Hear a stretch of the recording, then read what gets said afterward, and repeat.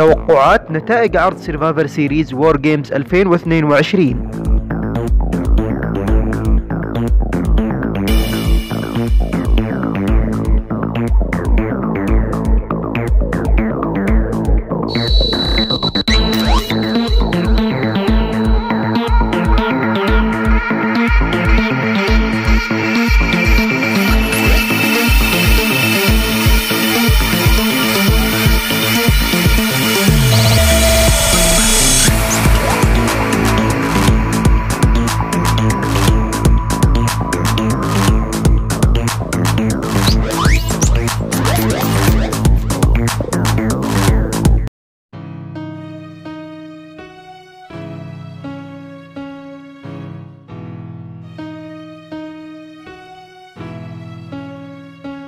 ومن المحتمل خسارة البلود لاين في حالة واحدة إن حدثت مشكلة بين كيفن أوينز وسامي زين في عرض سرفايفر سيريز وتسبب سامي زين في خسارة البلود لاين، وهذا الاحتمال ضعيف الحدوث، وأعتقد أنه سيحدث بعد عرض سرفايفر سيريز، وبعدها من الممكن أن نرى مواجهة بين الأوسوس وفريق سامي زين وكيفن أوينز.